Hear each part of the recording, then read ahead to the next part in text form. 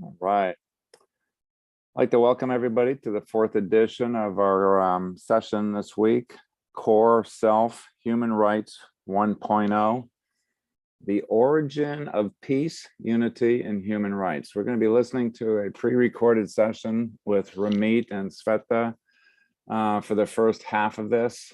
We are live, so you can put your questions into the chat box if you like as you're listening to this.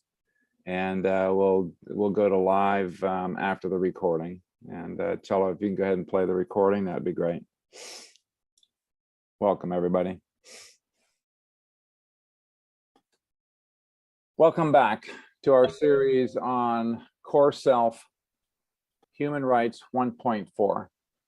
And today we're going to be talking about reaffirming. And my name is Peter J. Redding. I am a professional coach. I'm a professional coach trainer at Coach for Life Institute in the USA. And this particular human right is I have the right as a human being to know and release all externally driven influences that had me believe I am someone other than who I was created to be. And who I was created to be is a sacred, unique, and life-affirming human being. Now, further dive into this particular element that we're going to be talking about today is to live in alignment with my inner self is a day-to-day journey. As a human being, I forget who I am. As a human being, I need to reaffirm regularly, maybe daily or even hourly at the beginning of this transition period. You have lived an externally driven life for years or even decades.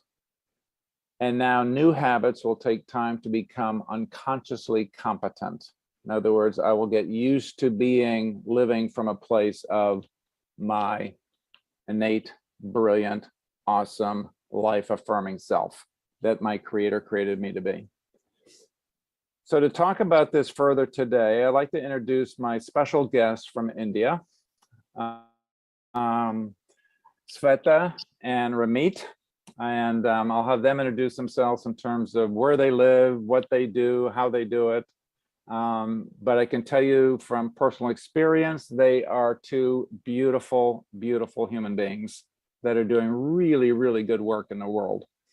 So Sveta, you want to start with you? Who are you? What do you do? What's the name of your company? Where do you live? And who do you serve? Yeah, so we're based in Delhi, but we work with people all over the world, and we run a firm called the CoreSELFtech, and it's very, very related actually to the theme we're going to be speaking about today, because it's really about that inward quest for your core, and that's what inspired the name. And we work with individuals and with companies really to support that quest. And really our belief is that, when you can connect with that, it can unlock a lot. So we work with leaders, helping them to really connect with who they are. We work with teams, helping them to connect with their sort of highest potential. We work with larger systems as well, in organizations. And really our belief is that, at the core, there's a heart, there's a soul to an individual or a system. And if you can articulate that, if you can connect with that, if you can be driven from that, then there's a lot of magic in that. So that's I've never used these words exactly to introduce what we do, but yes, that's who we are, and yeah, maybe Ramit can say a little bit more. Beautiful. Thank you, Sveta. And welcome to the program. Ramit, what about for you? Who are you, and how are you connected with this gorgeous woman and this gorgeous work that you're doing? I'm a coach. I'm fortunate to be married to this. Can you speak up just a little bit, Ramit? I'm a coach, and I'm fortunate to be married to this wonderful person sitting next to me. And I'm even more fortunate to have had you, Peter, as a mentor and as a teacher through my coaching journey. and I'm also a partner in the Core Question. And actually, my journey in coaching, for coaching, towards coaching, started with the Quest in. It was a personal journey before it became a professional journey. And so I'm a living testimony to the power of the work that we do in so many different ways. Beautiful. Yeah. When I first saw the title of your company, Question, I was like, question. They spelled it wrong. Maybe they spell it differently in India. But then I was with it for a little bit, and I love the logo that you have with it that says it's the quest, the journey inward, quest in. And so I love the work that you're doing. Are you working mostly with corporate individuals or corporate structures of companies globally, or do you also work with individuals that happen to want to do that on their own? Yeah, we work with both. And when we started in during COVID, and it was a Wow, time when companies had, I think, companies were more focused on survival, and they had very little bandwidth to speak about this. But individuals, I mean, this was a big theme because they were feeling disconnected from not only each other, but also from, I mean, they'd had some time actually to reflect with some distance from the race they'd been running. And so some of them were starting to ask themselves questions about, what am I doing? Why am I doing it? And what is really meaningful to me? And so yeah, so when we started mostly with individuals, and then as things started opening up, we started doing a lot of work with corporates, and now it's sort of a mix of both. beautiful. Um, I've heard that repeatedly from people around the world that COVID wasn't all bad. You know, there was a silver lining of I'm getting to know my kids better because I'm a stay-at-home dad now, educating and teaching, my 3-year-old, where I wouldn't have had that time if I was going to work for the last 2 years, and that type of story. And so I think people have asked the sense of question of, who am I? What am I doing? Time to reevaluate my life. How am I living it?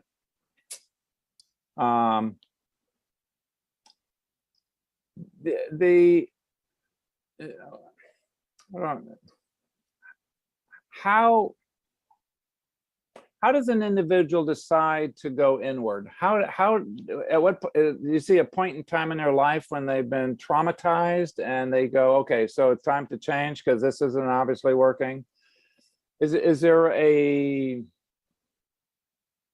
impetus, a stimulation of an individual that you've noticed that says, yeah, it's time for me to reevaluate. It's time for me to do that quest inward.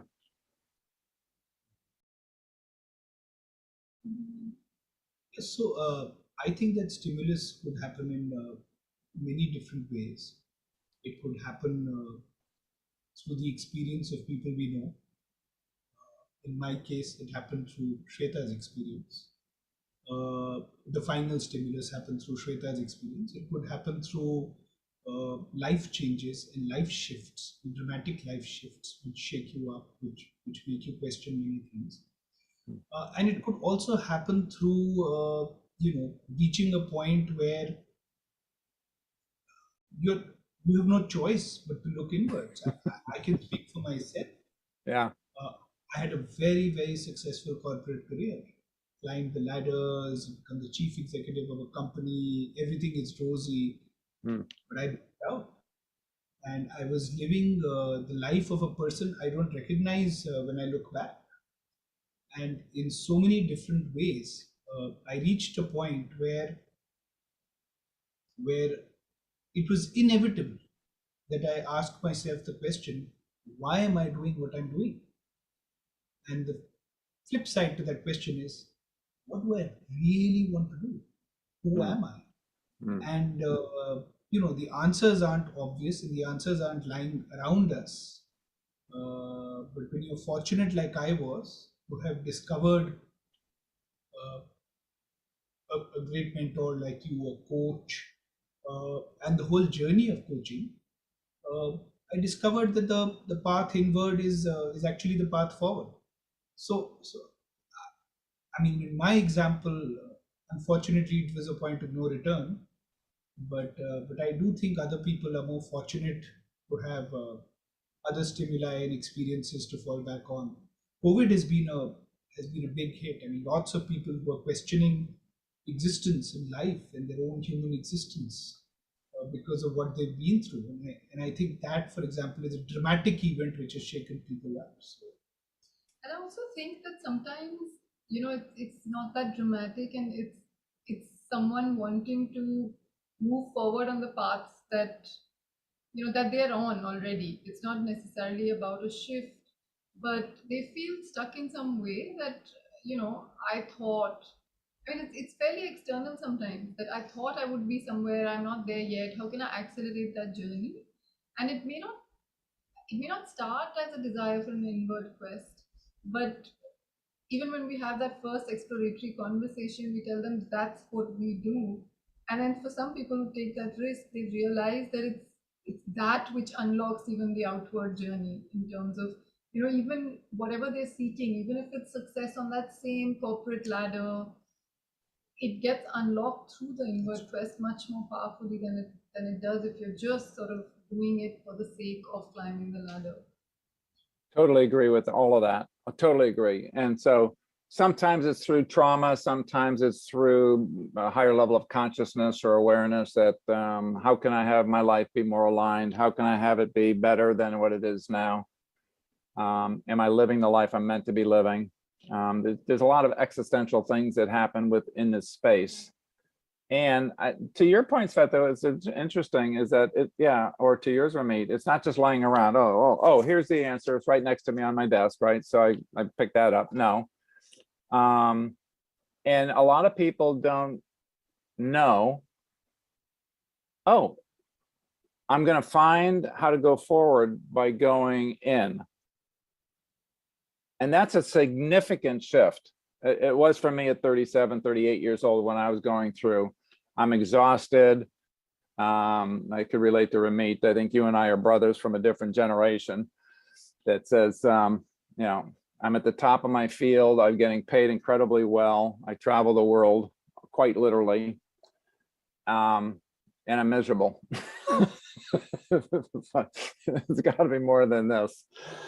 And so so I'm going to skip forward in terms of, okay, so now that I know myself, now that you know yourself at that deep quest inward inside level, how do you continue to realign with that? How do you remember all the things that you found out by going in and discovering the things that CoreSELF supports you to do? What do you actually do mentally to reaffirm?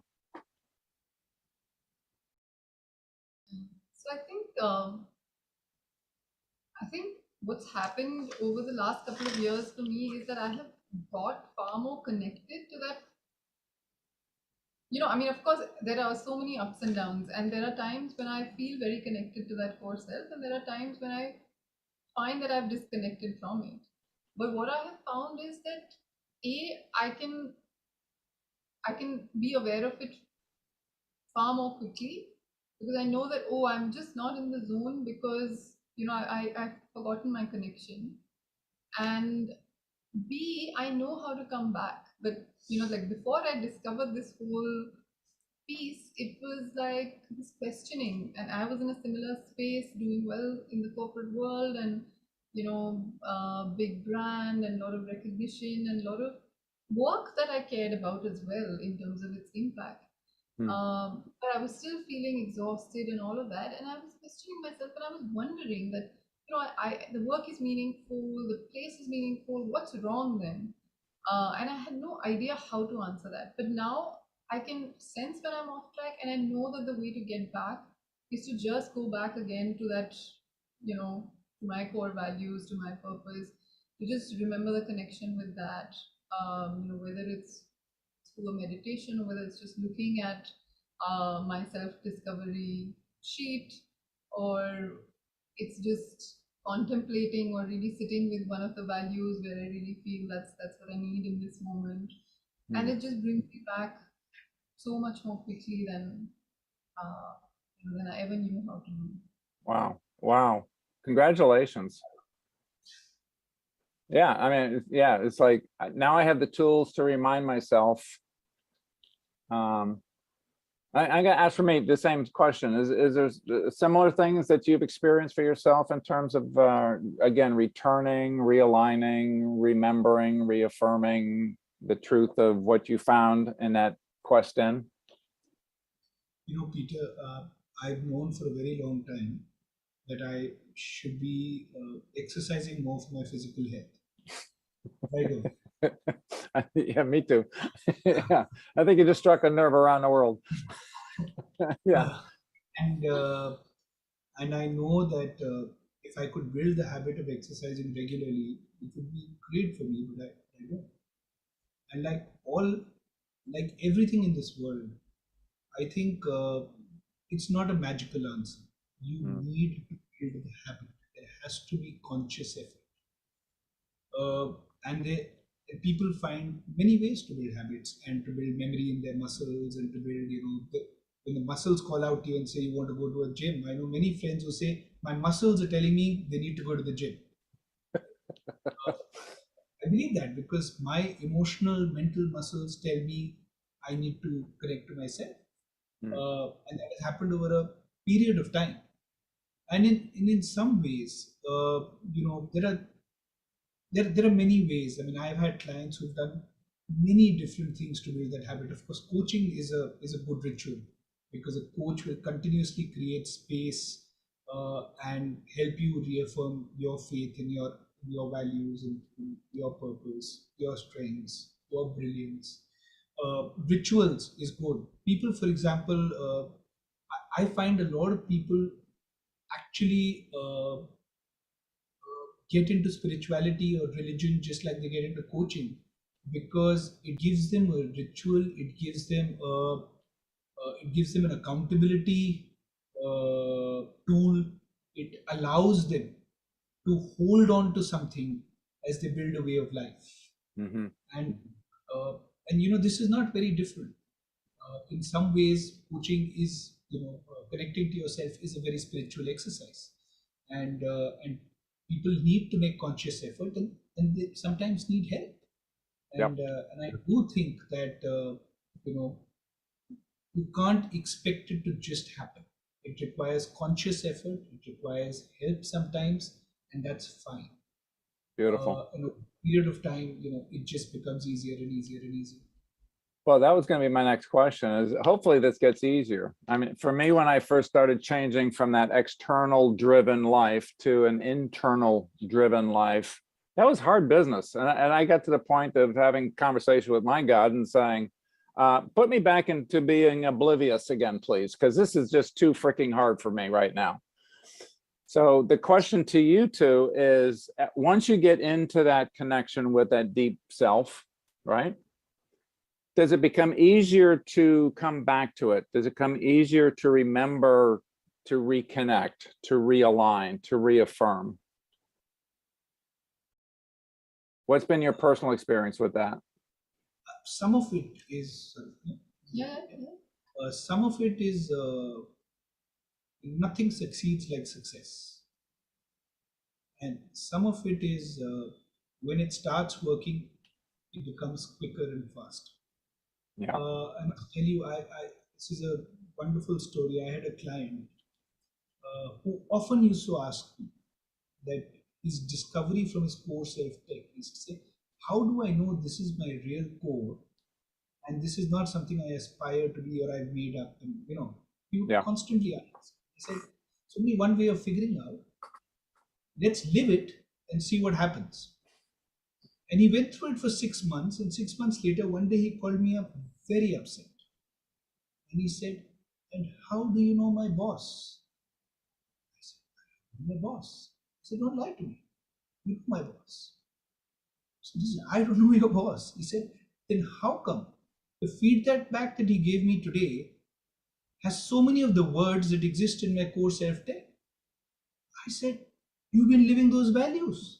And he just happens to know the same language that you speak. And so sometimes you just have to wait for for things to start happening, and for things to start moving. And when I think success helps, and as you get better and better, as it becomes more effortless, as other people begin to recognize it, as people begin to say, recognize you for your uniqueness or your authenticity, I think it helps. But that's just mine. Yeah, no, I think that's brilliant insight. Nothing like success. All right. So with And I it, also think yeah, go ahead. it's Yeah, please, Sveta. Yeah. it's like steps, because you sort of um you master doing it in a certain context, in a certain way, and then suddenly when the context changes, or when you push yourself or you challenge yourself and it's a new situation, it suddenly becomes more challenging again, because you sometimes go back because you have no other way of thinking. I mean, you may not have completely rewired your brain to think of any new situation in that way. And so then it takes time again to program yourself in that new situation until that becomes effortless.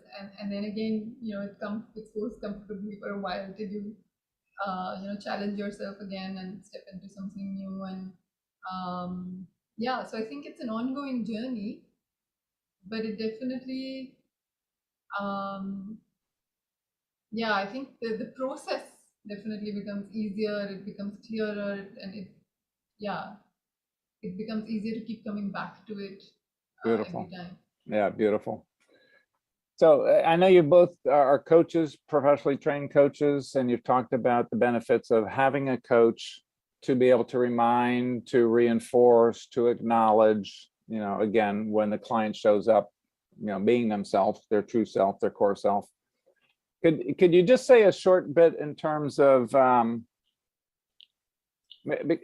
right, I'm gonna do one other thing for the audience here. Professional coaching is not giving advice, and it's not telling people what to do. Okay, so take that as a framework of our definition of a professional coach here.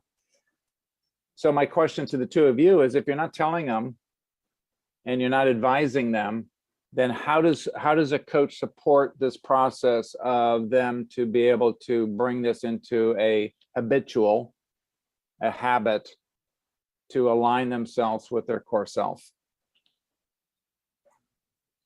Yeah, sure. So I think it adds up from many little things. So little rituals. So whenever they come for a coaching conversation, starting with an exercise that helps them connect with who they are, and then in whatever challenge they're facing, or whatever problem they're trying to solve, asking them which of their values, or how their purpose, or how their gifts throw light on that, and helping them reflect and make those connections. It just keeps strengthening those whatever neural pathways, I guess, of thinking in that way.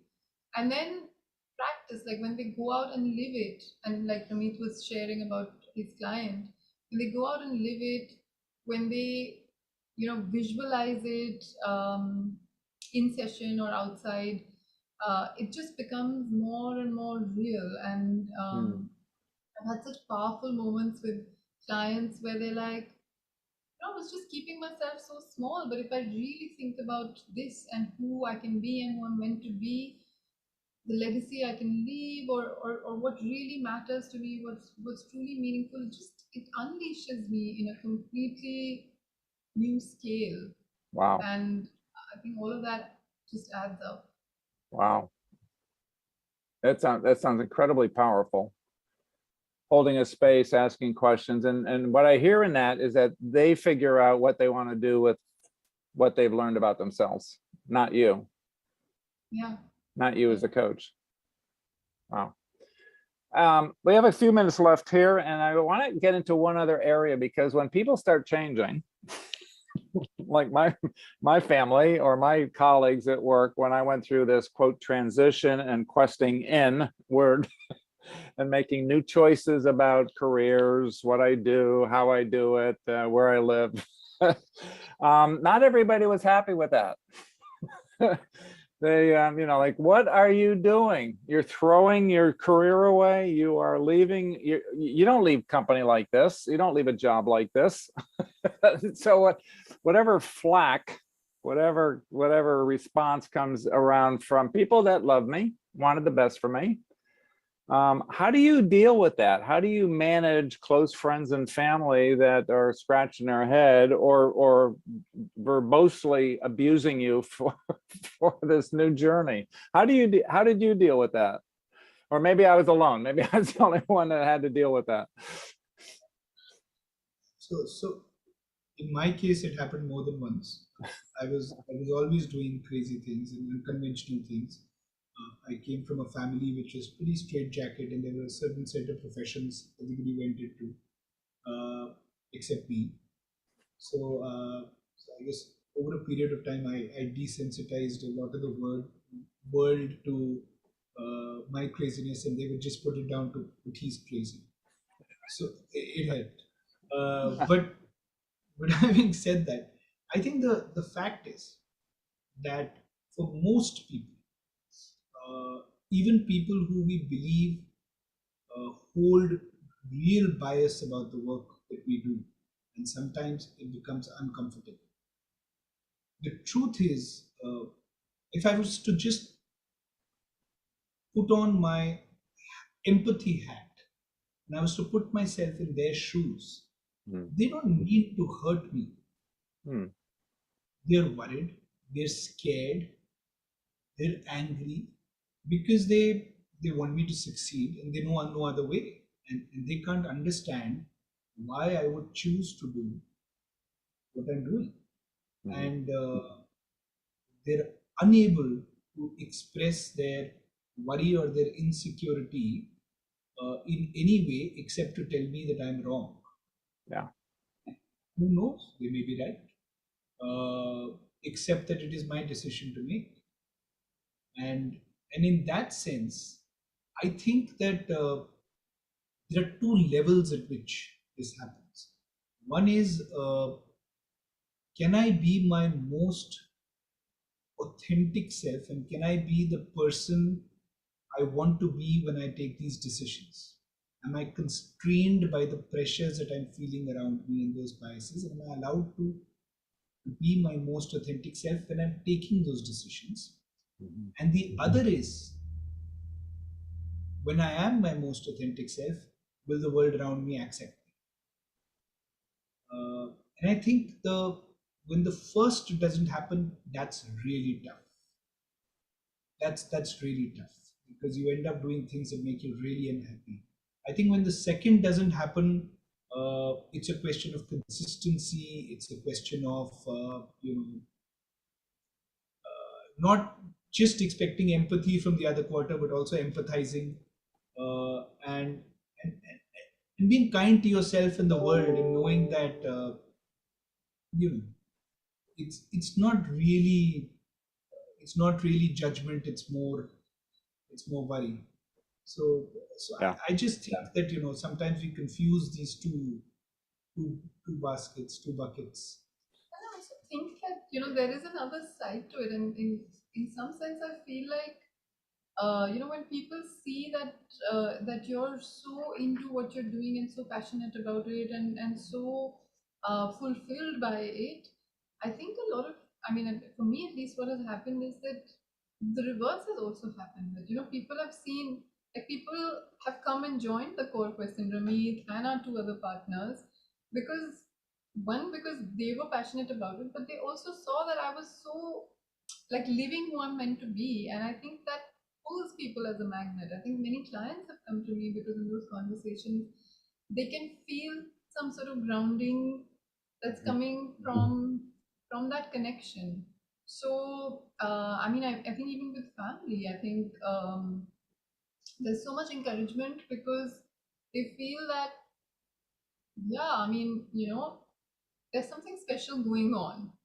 It may not be the like by the very traditional metrics, but there's something going on. So I think that happens too. I love that. I love both of that actually. That to Ramit's point, the first thing has to happen first. I have to have that resolution inside of me to continue doing what I know is right for me and best for me. And then if other people get it or don't get it, that's up to them. And they want the bottom line. I think most people want the best for me. They just don't understand it necessarily, or they're threatened by it, right? It's like, boy, I wish I had enough guts that I could do what you're doing. They don't say it that way, but there's a turmoil that has been created within them because of, you know, taking a look at what I'm doing. But ultimately, I think, Sveta, in terms of, yeah, when I'm living according to what Peter needs to be doing, people are drawn to that. It's like, it's like, we have a movie here, Harry Met Sally, right? I want what she's having. It's kind of that scene of, she is so excited and so passionate. I don't know what you just gave her or served her, but I want some of what she's having, type of thing, right? And so they're drawn to it like a butterfly to a flame. It's like, yeah. And I love how passionate you are. I love how you know, how you're living your life now. And right, hip hip hooray for you. Thank you, Peter, for starting us off on this journey. Yeah, it's beautiful.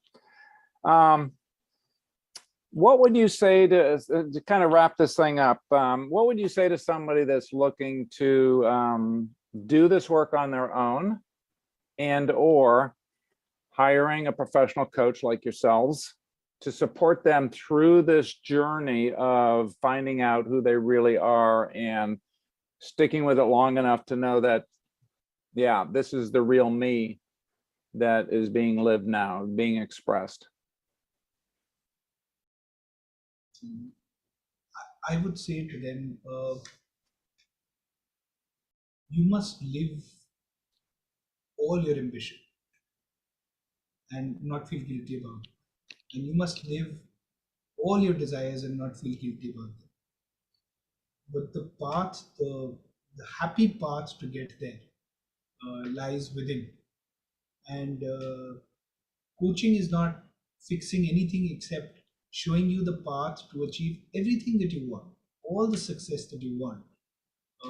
So we're just a pathway to your success. The other thing I would love to say to them is that, uh, you know, the biggest thing a coach brings to another person's life is the fact that the coach is happy and willing to let the person be their most authentic self, which is a space you may or may not get in the rest of your life. And it is a space in which you can create magic for yourself confidently, safely. You can allow all those thousands of conflicts and conversations to come out and not worry about them, because that's an opportunity that the rest of the world, a lot of the world, is not going to afford. Yeah. And I would encourage everybody to go through the process, because it's a process forward in life, and it's a process that it only adds to life. Wow, beautiful. Sveta, you want to add anything to that? Yeah, I think that's quite complete, actually. I think so. Yeah. Well, thank you both. I admire you for your own journey, your own tenacity of doing that quest in to find out who you really are. Loved having you as students at Coach for Life Institute that holds this sense of authentic self that Ramit talks so brilliantly about, and really emphasizes supporting the client, supporting ourselves as a human being on the coach's side, but also the clients that we serve to be safe enough to go through that sometimes arduous, scary journey of transitioning from being driven by the externals versus by the internals. So thank you for your inputs. If you can stick around for a little bit, we'd love to have you stick around and maybe answer some questions of the audience or participants that are in the World Unity Week. And thank you again. Thank you.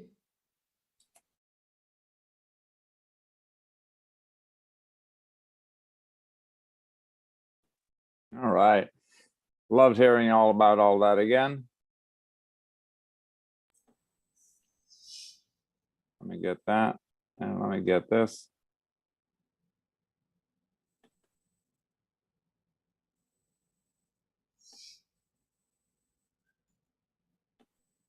There we go. Woohoo! So here we are again, and live. And I want to open it up to questions in terms of our audience. So you can type those into the chat box, or you can raise your electronic hand. Either one will work in the Zoom room that we're in right now. As you're listening to this again today, Ramit and Sweta, what are you struck by? I mean, yeah, what are you struck by? What did you remind yourself of in listening to yourself? Just by how long and how short this journey has been. It feels like a lifetime, but it also feels like just a moment. So Yeah, no, I guess every time we have this conversation or listen back to it, it's just a reminder of where the center lies. Where the what lies? The center, like the Oh, center yeah, of yeah. I'm reminded about several things as you were talking, as far as the, if you will, the unlearning of, letting go of what is not serving that core self, and the ritual and habitual practices that you put into place to remind yourself of, this is who I am. This is who I was created to be. This is what I'm meant to be contributing in my world. I want to get to some questions, and let me just see if I can't read those out loud. Super inspiring as always. This comes from Srikanth. Hey, Srikanth. Good to reconnect. From Salani, it was lovely to hear from both Sveta and Ramit. My first tryst was the core selfie exercise was with Sveta. Eternally grateful. Yeah, beautiful, beautiful. So I want to delve into there's a juxtaposition between, this is hard work to do. This is, okay, so now I've gotten to know who my core self is. I've actually articulated it. And for the audience purposes, when I say articulation, it means actually writing it down on a piece of paper, okay? And so I think Sveta referred back to her self-discovery sheet. That's what we're talking about. You actually cognitively, intuitively access these things, and you actually write it down on a piece of paper. These are my core values. This is my life purpose statement. These are my natural gifts and talents. And it's like, boom, all on one page, right? And they're 100% your words, not the coaches, not Sveta's, not Ramit's, not Peter's, but your own, okay? So now once you've done that, how do you continue to remind yourself? How do you reinforce that when you are caught up in the busyness of life?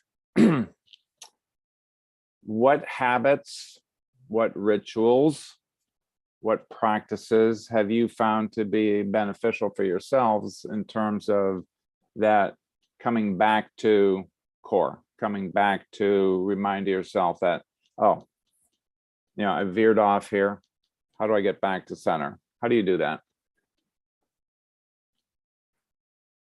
What are your secrets? We want to know your secrets.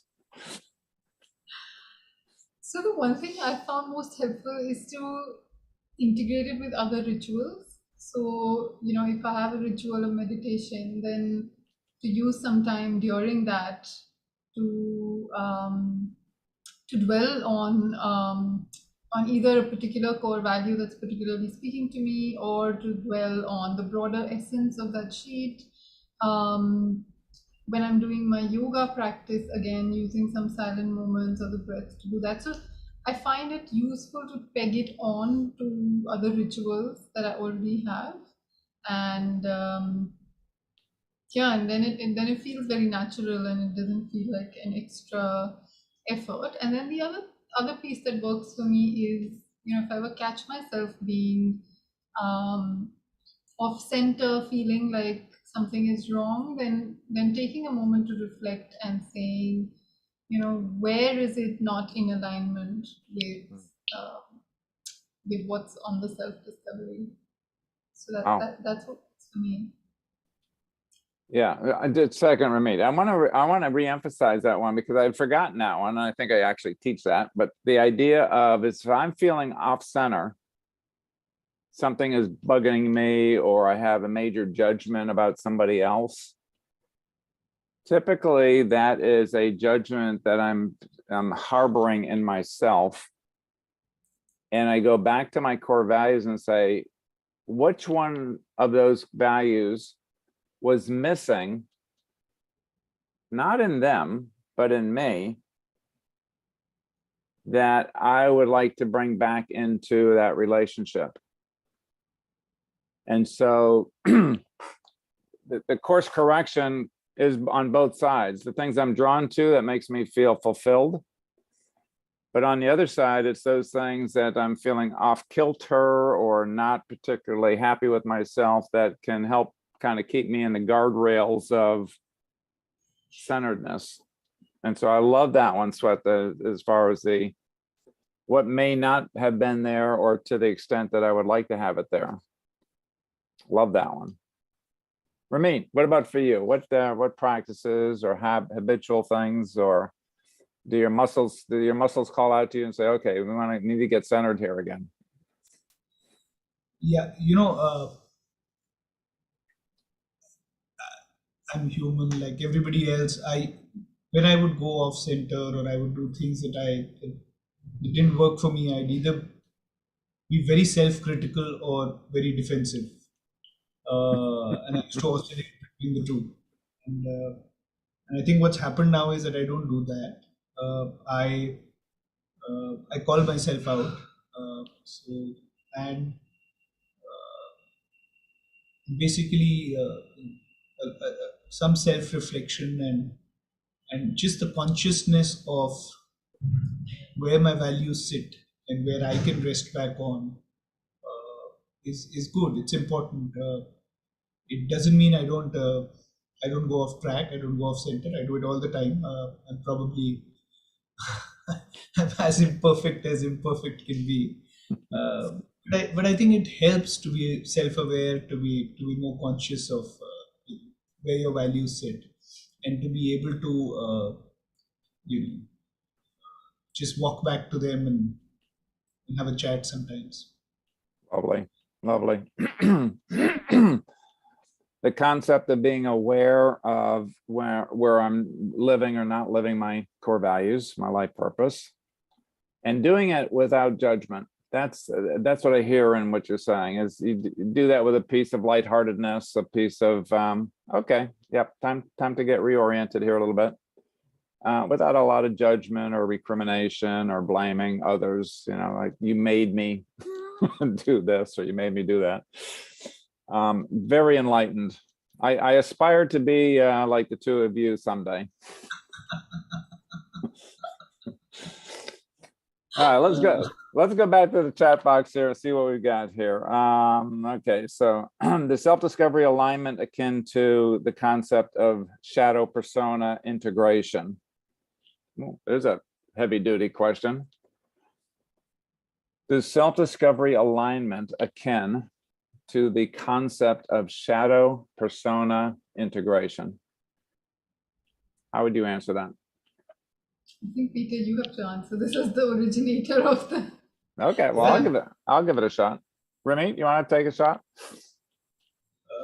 Peter, this is a learning moment for me. Yeah, thank you very much. Okay, shadow persona, for me, I interpret that from, it's sort of like the dark side of my life. It's the antithesis of core selfie. It's and the psychologists, and I'm not an expert in psychology, so this is just my own personal opinion on shadow work. I think it can be very valuable. I think it can shed light on the shadow of, where do I need to bring more light into my life in that particular area, that particular way of being. Core self, in my mind, is the pureness of being, the pureness of my being.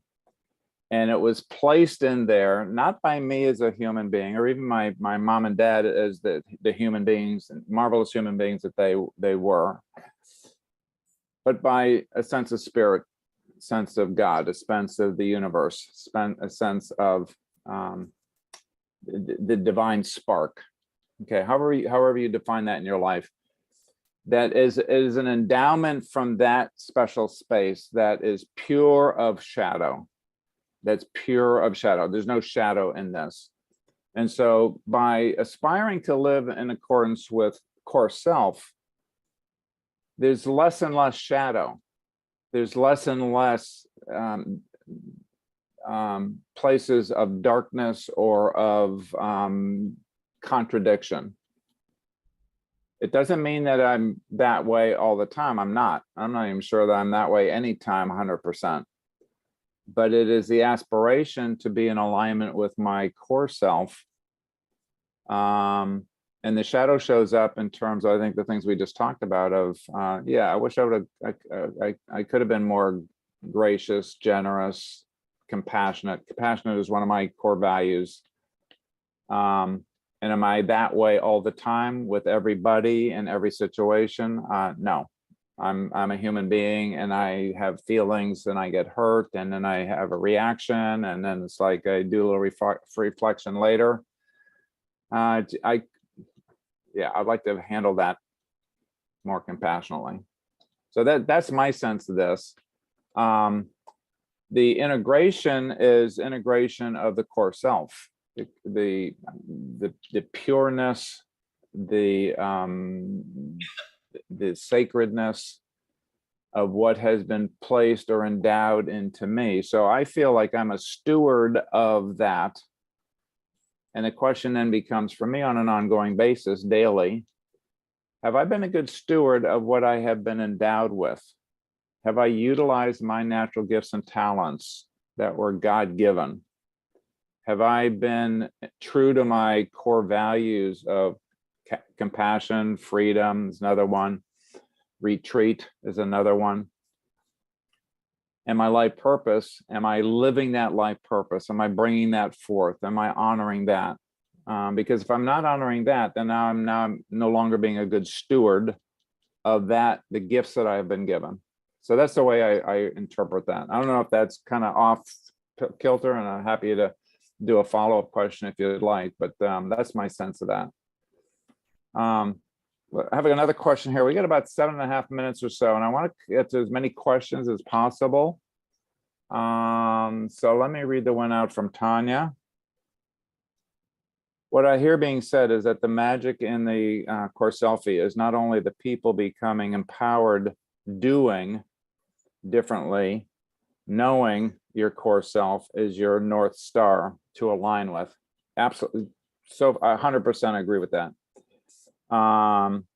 But more so that it changes who you be and hones a person's mindset to transform how they think about what they think about.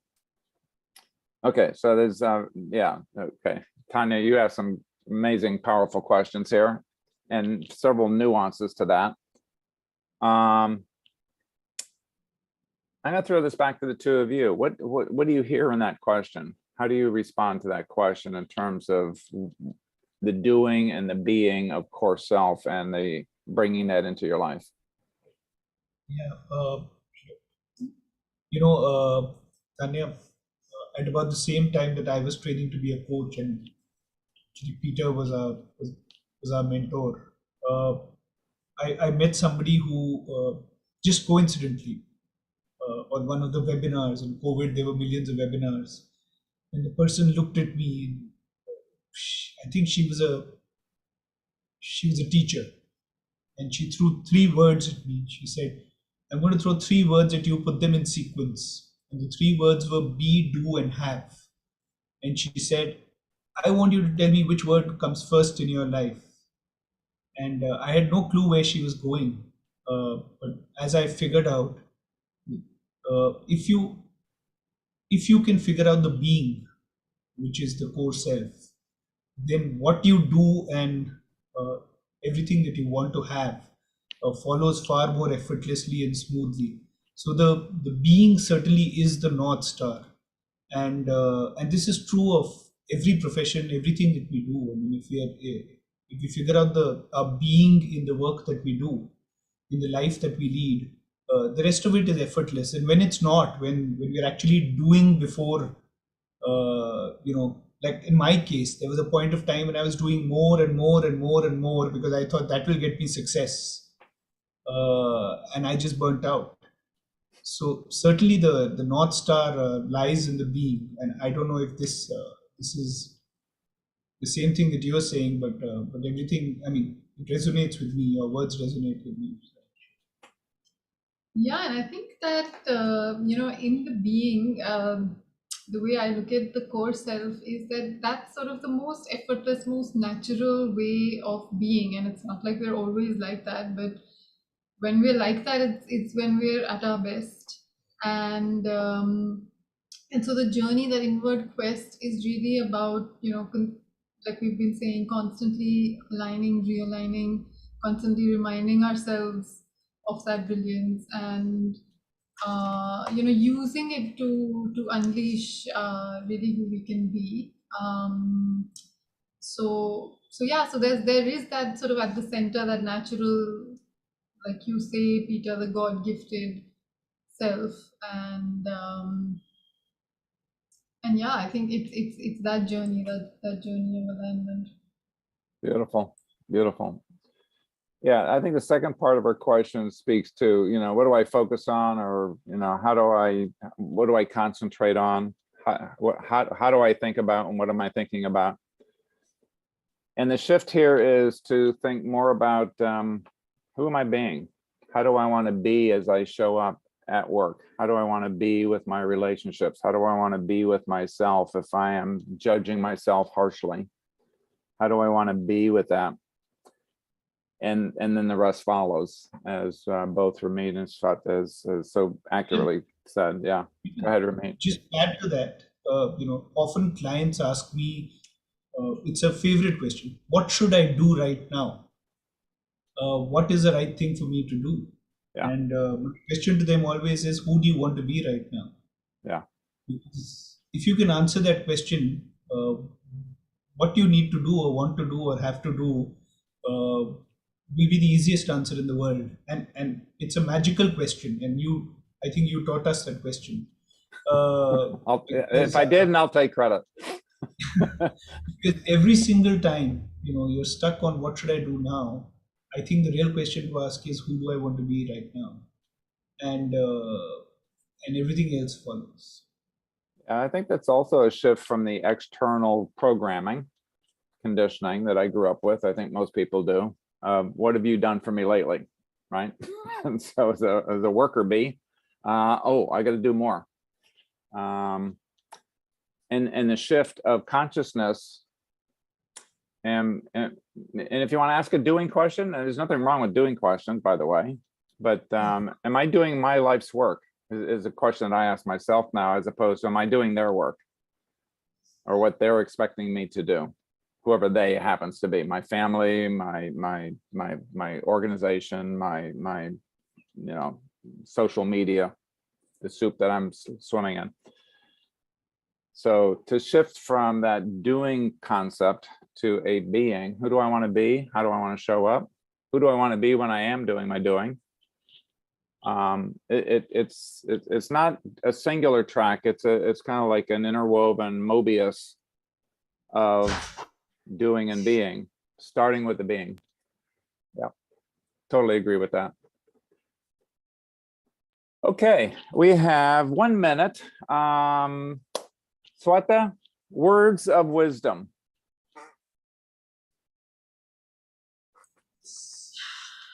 Peter, I think we've spoken more words of wisdom in the last 1 hour than we have in many months.